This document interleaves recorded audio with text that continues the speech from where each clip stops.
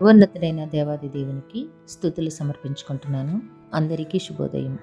కీర్తనల గ్రంథము 107వ అధ్యాయము 13వ వచనము. కష్టకాలమందు వారు యెహోవాకు మొర్రపెట్టిరి, ఆయన వారి ఆపదలలో నుండి వారిని విడిపించెను. దేవుని నామమునకు మహిమ కలుగును గాక. నేస్తమా, నీ దేవుని వాక్కు కొరకు ఆశతో ఎదురు చూస్తున్న నీకు నీ దేవాది దేవుడి దినాన చక్కటి వాక్కును అనుగ్రహిస్తూ ఉన్నారు.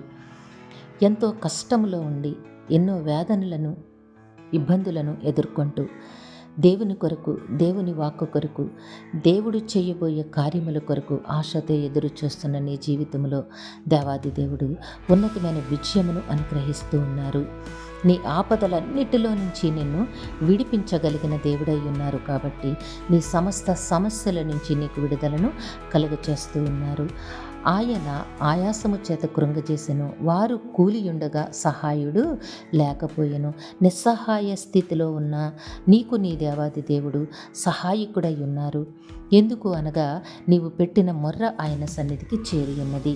నీ సమస్త స్థితిగతులను దేవుడు ఆశీర్వాదకరముగా మార్చి నిన్ను నెమ్మదితోనూ ఆనందముతోనూ జీవింపచేయనై ఉన్నారు. నీవు తప్పకుండా దేవుని ఆశీర్వాదమును పొందుకుంటావు. దేవుడు నిన్ను దీవించి ఆశీర్వదించునుగాక. ప్రార్థన చేసుకున్నాము. అధిపతి అయిన తండ్రి, నమ్మకమైన దేవుడా, మీ ఘనమైన నామములకు వందనములు చెల్లించుకుంటున్నాము. మీ బిడ్డకి మీరు ఇచ్చిన వాక్కును బట్టి స్తుతులు సమర్పించుకుంటున్నాము.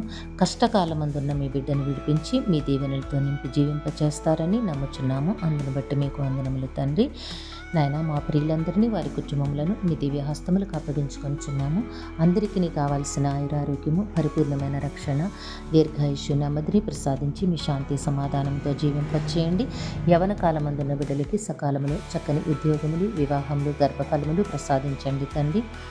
పరీక్షలు రాస్తున్న బిడ్డలకి ఆరోగ్యమును, ధైర్యమును, జ్ఞాపక శక్తిని ప్రసాదించి పరీక్షా సమయంలో ప్రతి ప్రశ్నకు సరైన సమాధానమును రాసి ఉన్నతమైన విజయము పొందినట్లుగా దీవించండి తండ్రి. ఈ దినము పుట్టినరోజు, వివాహ దినమోత్సవంలో జరుపుకొంచున్న బిడ్డలందరికీ మీ ఆశీస్సులు, దీర్ఘాయుష్ను అనుగ్రహించండి. మా ప్రియులు చేస్తున్న పనిపాట్లలో, ఉద్యోగ విధులలో, వ్యాపారములలో తోడుగా ఉండి వారి కష్టములకు అనేక రెట్ల ఫలములు దయచేయండి తండ్రి. నాయన, జీవాధిపతి అయిన దేవుడా, కుటుంబములలో చింతలు తొలగించి మీ శాంతిని, సమాధానమును, నెమ్మదిని అనుగ్రహించి మీ కృపలో జీవింపచేయమని ఈ ప్రార్థన మా రక్షకుడును మీ ప్రియకుమారుడైన యేసుక్రీస్తు వారి అతి శ్రేష్టమైన నామమున అడిగి వేడుకొనుచున్నాము తండ్రి. ఆమేన్, ఆమేన్, ఆమేన్.